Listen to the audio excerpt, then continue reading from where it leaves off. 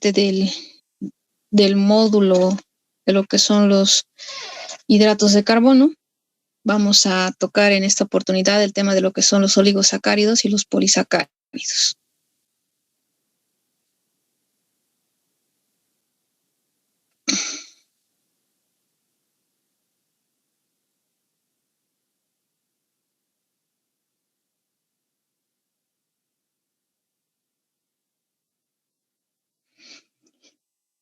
Haciendo una definición, los oligosacáridos son los polímeros cortos formados por varios monosacáridos.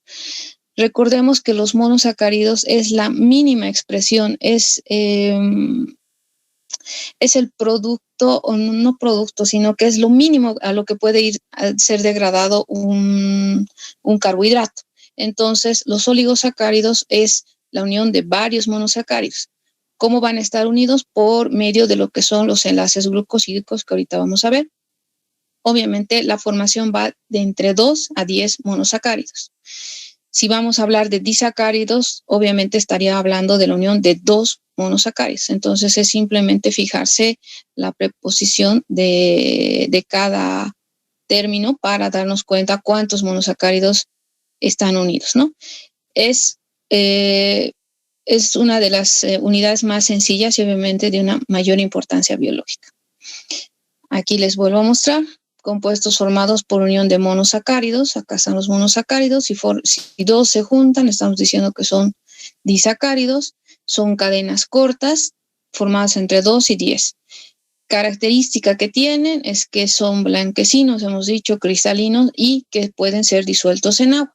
Y que son los que nos van a dar la energía, pero va a ser la energía en un plazo corto.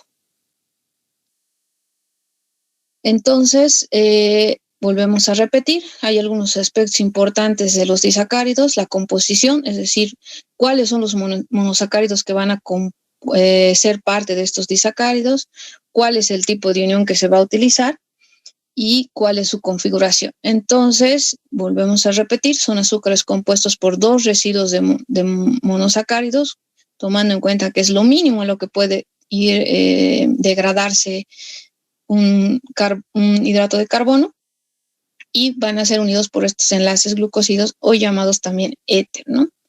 Aquí está el enlace glucosídico, es un enlace covalente.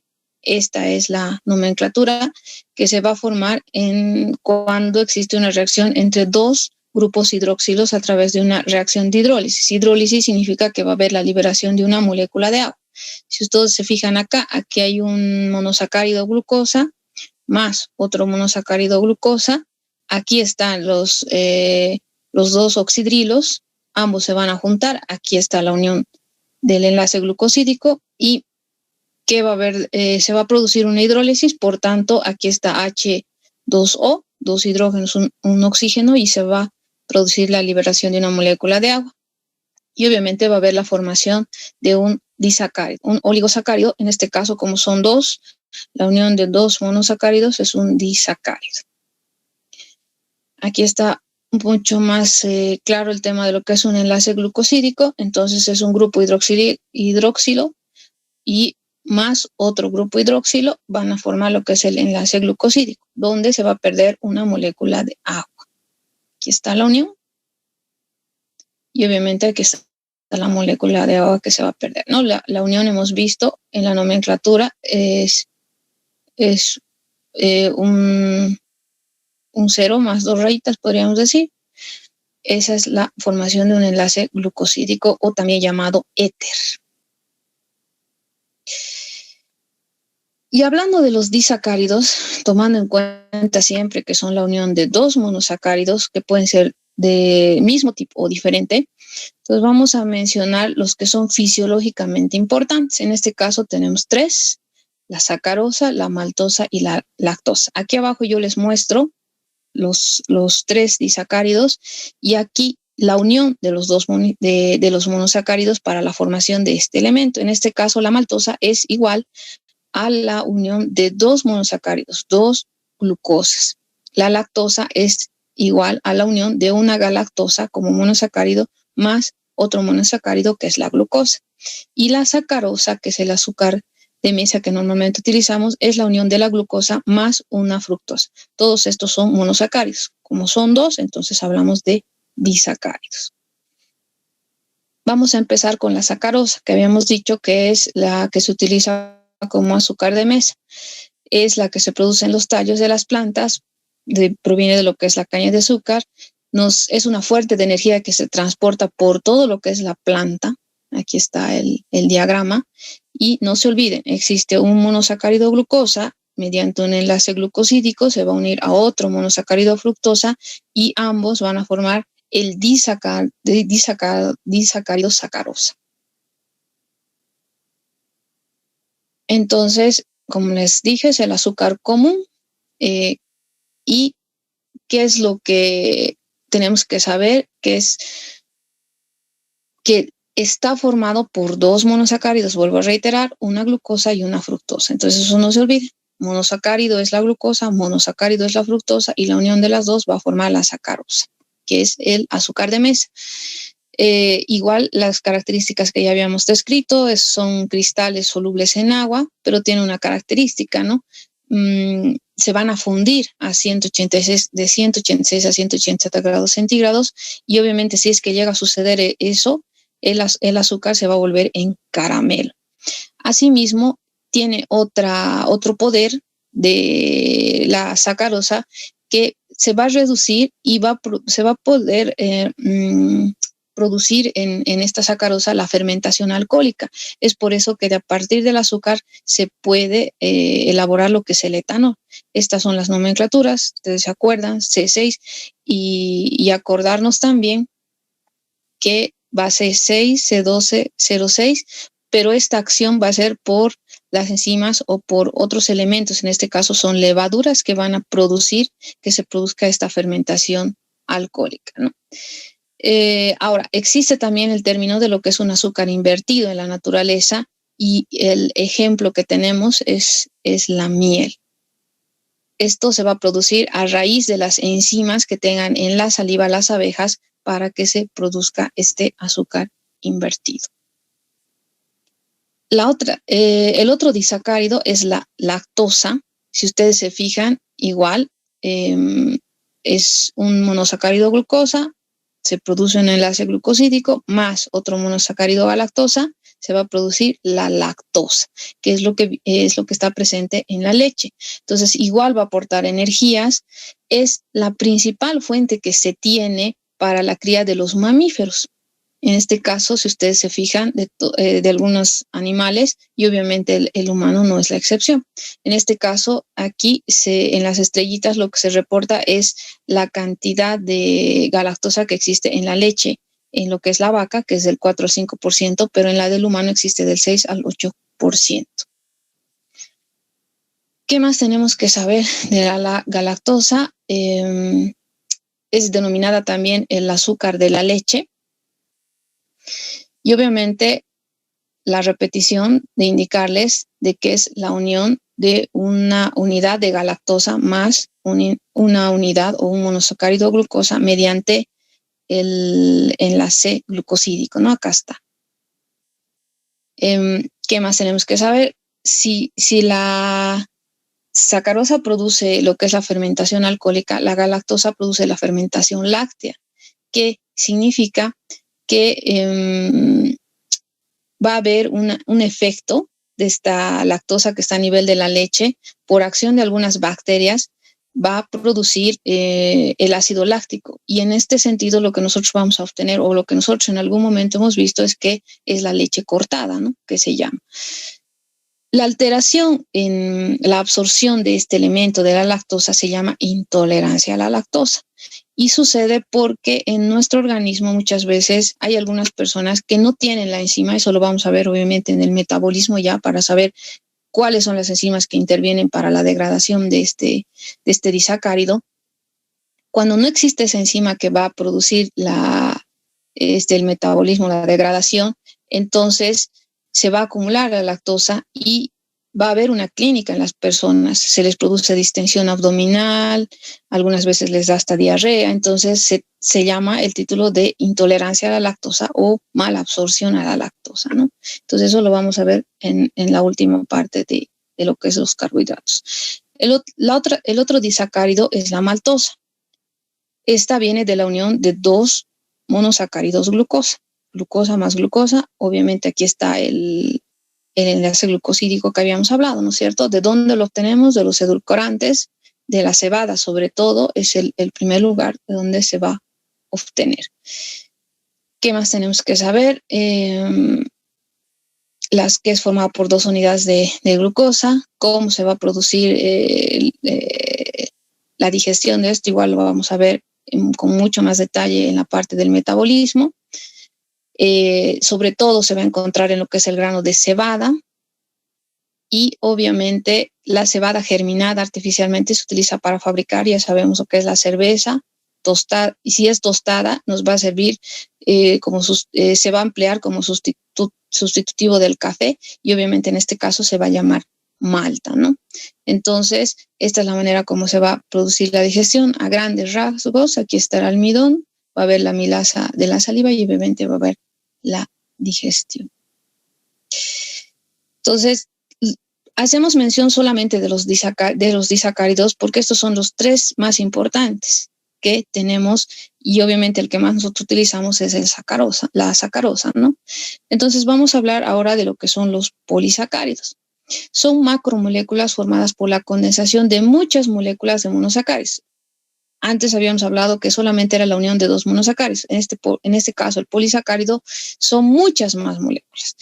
Y obviamente también se va a producir a través de lo que son los enlaces glucosídicos que habíamos visto, ¿no? Que son la unión entre los grupos oxidrilos de 2 monosacáridos.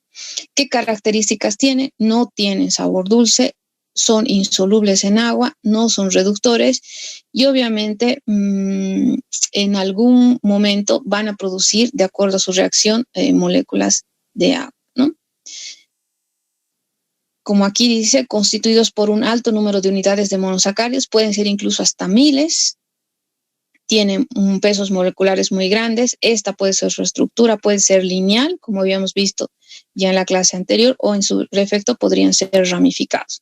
Se dividen de acuerdo a su función y a la estructura, los vamos a dividir de 2 formas. En esta gráfica estamos hablando solamente de cómo están estructurados.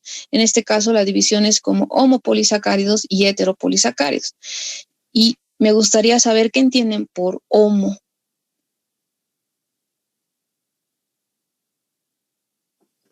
Que son iguales, del mismo tipo, doctora. Ya, y hetero. Diferente, otro grupo. Ya. Sí, exactamente. Por eso les digo que si nosotros conocemos las preposiciones de algunas palabras, entonces es más fácil que nos demos cuenta de qué se trata lo que se va a hablar. En este caso, como les vuelvo a reiterar, existen 2 clasificaciones, una de acuerdo a la composición y otra de acuerdo a la función. De acuerdo a la composición son homopolisacáridos porque van a tener solamente un tipo de molécula de monosacárido. Solamente un tipo. En este caso, los ejemplos son el glucógeno, el almidón, la celulosa y la inulina. Los que nos interesan, el glucógeno, que es lo que nosotros tenemos en el organismo, el almidón va en las plantas y la celulosa también. Y los heteropolisacáridos van a estar compuestos por 2 o más tipos diferentes de monosacáridos, o en su caso, algunos derivados. Ejemplos tenemos el ácido hialurónico, la heparina y otros más. Y de acuerdo a la función que van a realizar estos polisacáridos, se los cataloga en 2 grupos. Y esta es una de las más importantes desde el punto de vista bioquímico. Por eso es que cuando vayamos a hacer el desarrollo vamos a tomar en cuenta más ¿no? El de estructura. Entonces pueden ser 2, que sea estructural o en su defecto que sea de almacenamiento o reserva. En este caso estructural, estamos hablando, este es el ejemplo, celulosa, la quitina, la celulosa que va en las plantas, la quitina que está en los insectos y glucosaminoglicanos en algunas bacterias. Y obviamente de almacenamiento, el ejemplo es el almidón que está en las plantas y el glucógeno que está en los animales, y obviamente esto es lo que pasa en el ser humano, ¿no? Entonces vamos a ir haciendo un poco del desarrollo de esto, tomando énfasis en los que nos interesa.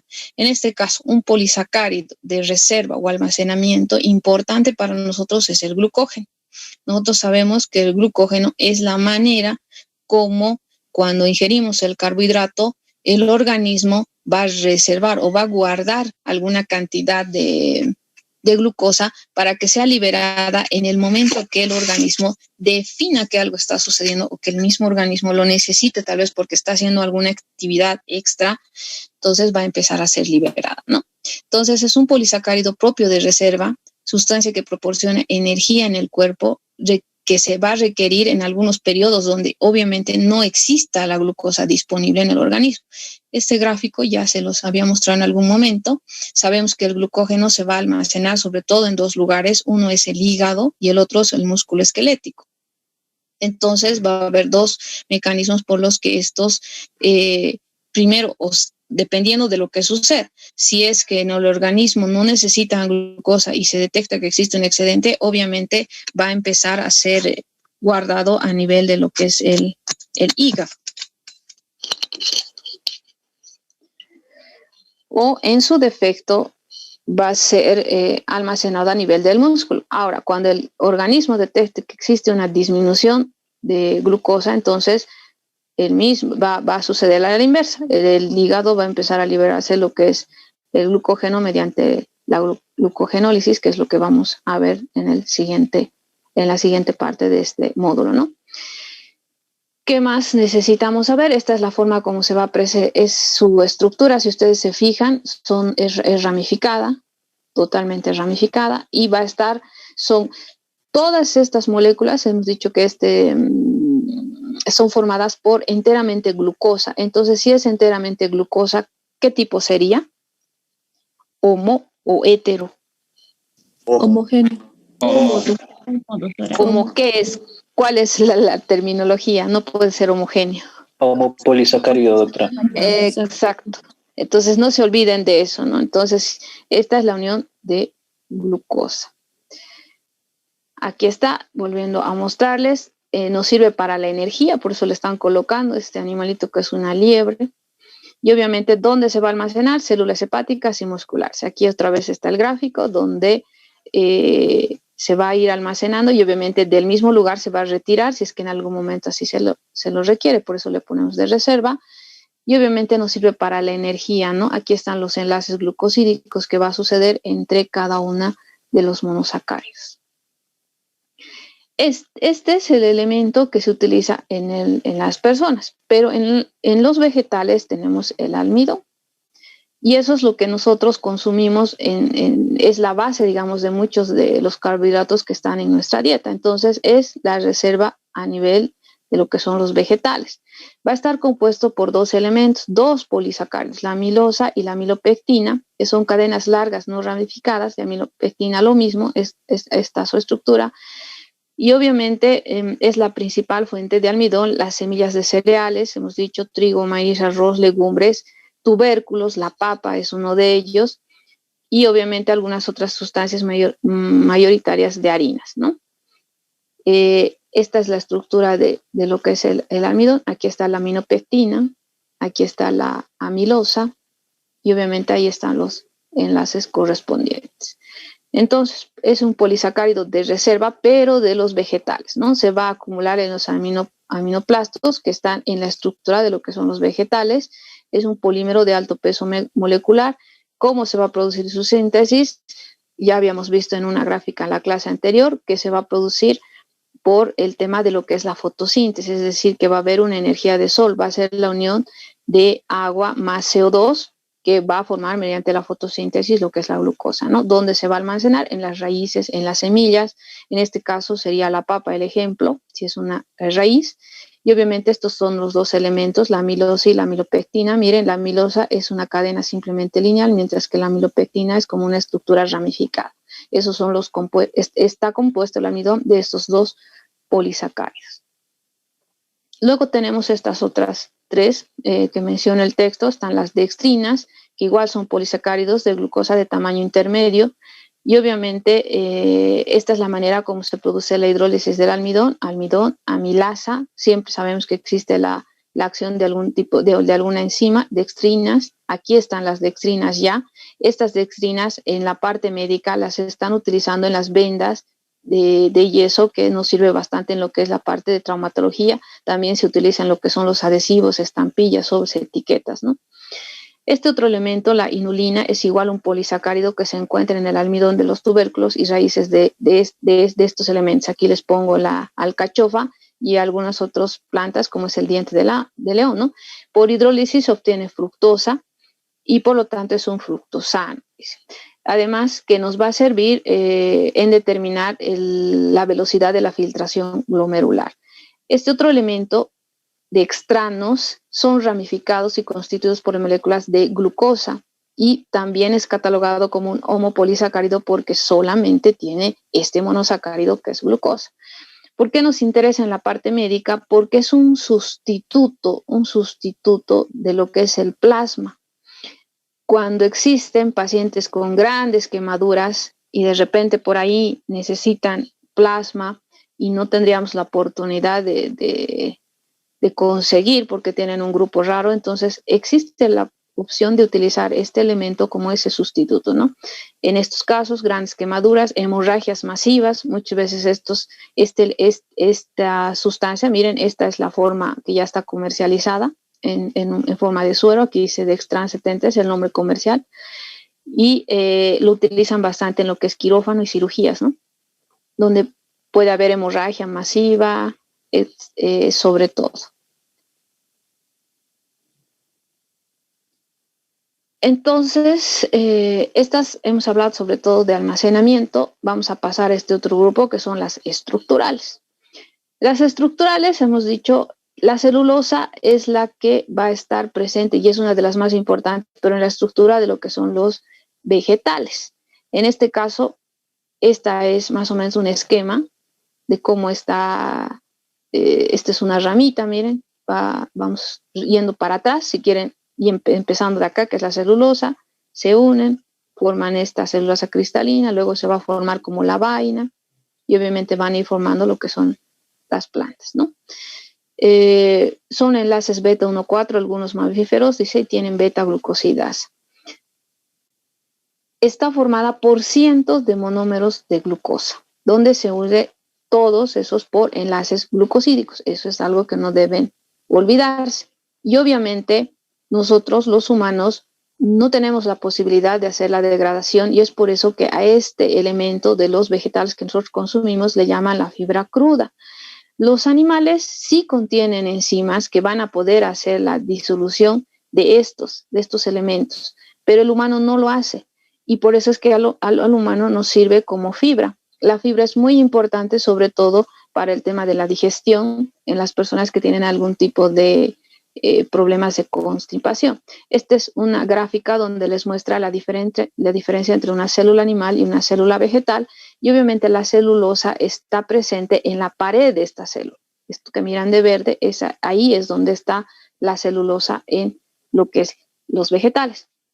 Por lo tanto, ¿cuál es su función? Va a proteger, va a ser el soporte de la célula, ¿no? Esta es la diferencia. ¿Qué más? Es un polisacárido de estructura lineal, no ramificado y constituida por miles de moléculas de glucosa. Por eso es que recibe el nombre, ya les habíamos colocado.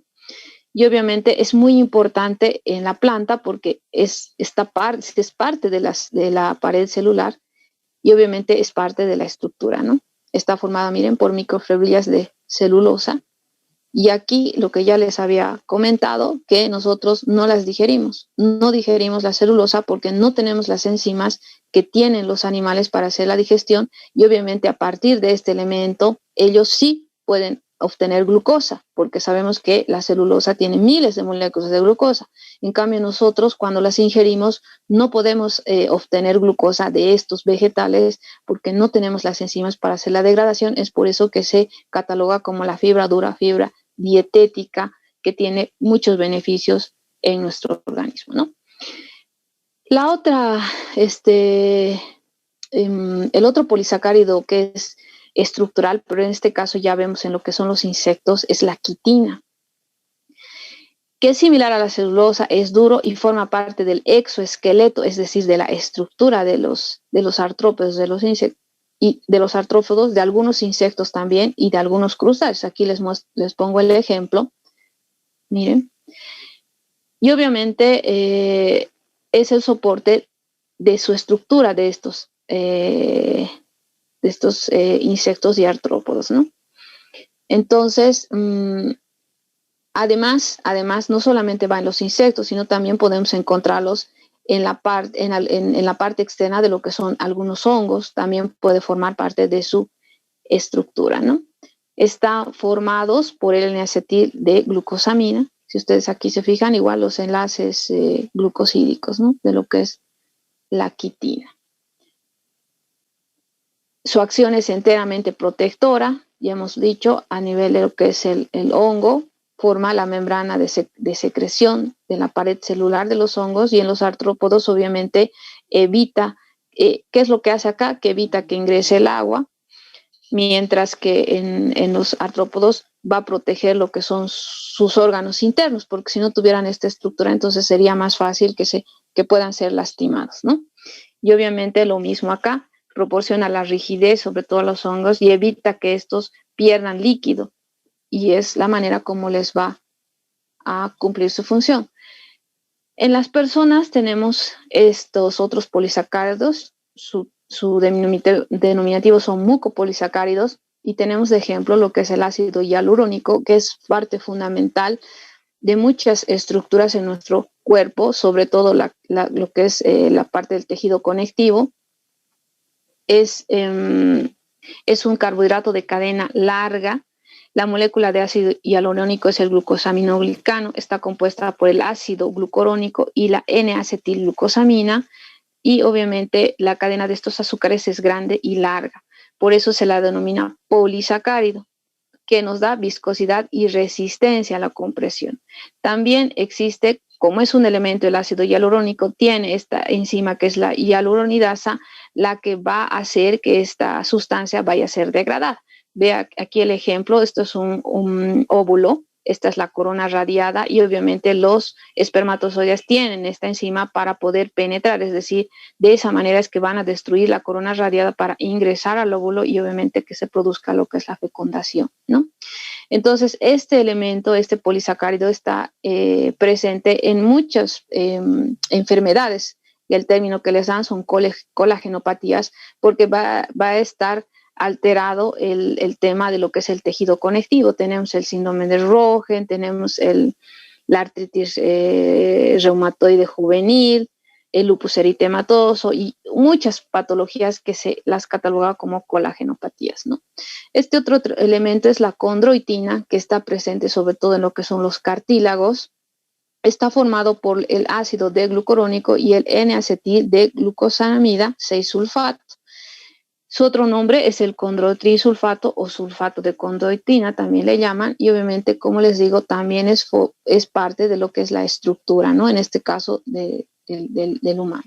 Este otro elemento es la heparina, es un polisacárido, está formado por una molécula de D-glucosamina, N-sulfato y 6-sulfato, unida mediante un enlace glucósido, una molécula de ácido D-glucurónico, con un grupo de sulfato. Entonces esa es la estructura bioquímica que tiene. ¿Cuál es la principal función de la heparina? Obviamente es la de anticoagulación, porque va a provocar la liberación de la lipoproteína lipasa. Entonces es acordarnos de que este elemento es un polisacárido. Esto también se lo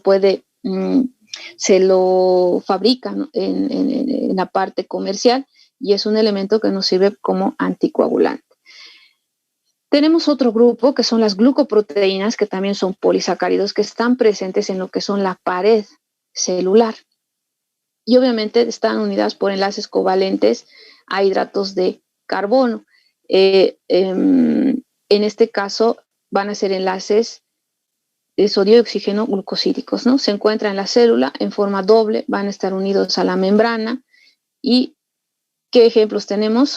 Hay algunos que van a estar a nivel de lo que son las hormonas, incluso algunos de estas glucoproteínas pueden ser inmunoglobulinas, tenemos las hormonas, la lectina y algunas que obviamente van a ser parte de lo que es el glucocálix. Y bueno, también tenemos este otro grupo que son los carbohidratos de la membrana, que igual van a estar unidos por enlaces covalentes, componentes lipídicos y proteicos, es decir, que van a estar lípidos unidos a lo que son los carbohidratos, por eso algunos, la terminología que se utiliza son glucolípidos y en este caso glucoproteínas, si es que va a ser proteína y glucosa. Y obviamente aquí está, este está en inglés, es glucoproteína, esta es la glucoproteína que va a estar en lo que es la membrana celular, pero más sobre todo en lo que es el espacio extracelular. El ejemplo de estos carbohidratos de membrana tenemos lo que es la glucoforina, que es la más importante glucoproteína integral, pero en este caso en particular esta es de lo que es el glóbulo rojo. También existe en esta forma bacteriodorropsina, que es en lo que son las bacterias, pero esta es la del eritrocito, la glicoforina. Está formada por 130 residuos de aminoácidos y se extiende por la membrana lipídica, dejando porciones polipeptídicas libres tanto por el extremo externo como el interno. Si ustedes se fijan, aquí está la membrana, aquí está el lado interno, aquí está el lado externo y es una cadena que está yendo tanto por fuera como por dentro y es la conexión que está haciendo dentro de lo que es el eritrocito, ¿no? Entonces, esa es la clasificación.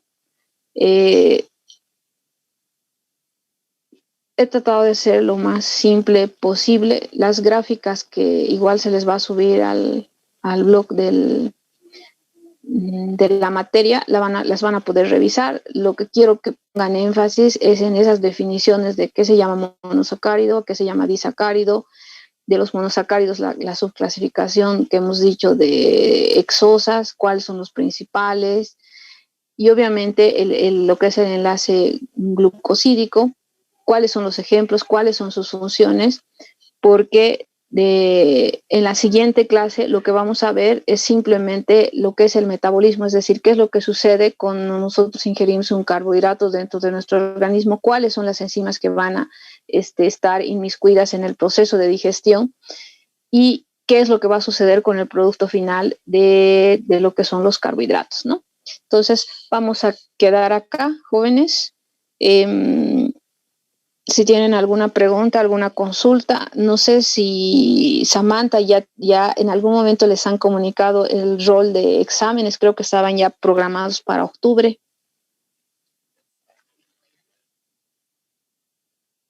No sé si está Samantha. No está Samantha. Creo que en noviembre comienzan los exámenes, doctora, a partir del 5. Ya, entonces, imagino que este módulo vamos a terminar y tal vez alguna parte de lípidos más para que den el segundo parcial. El tema de las evaluaciones que se les ha estado haciendo en la primera parte antes de que den el examen les ha servido bastante a muchos. Y obviamente ahora no estoy pudiendo realizarlo, pero seguramente voy a utilizar otras plataformas para que ustedes hagan las evaluaciones. Tal vez no vamos a hacerla ya en clases para terminar la parte teórica que nos faltan bastante temas, sobre todo el módulo de lípidos es muy abundante, pero se les va a ir mandando y se les va a explicar cómo va a ser la modalidad para que ustedes hagan la evaluación mediante otras plataformas y obviamente eso les ayude en el segundo parcial, ¿no? Y obviamente la asistencia que igual se está tomando en cuenta. No sé si en alguna pregunta nos estaríamos viendo mañana a las 4, jóvenes. Hasta luego, doctora. Claro, doctora. Hasta luego, doctora. Hasta mañana, jóvenes. Ya se va a acabar. Hasta luego. Hasta luego, doctora.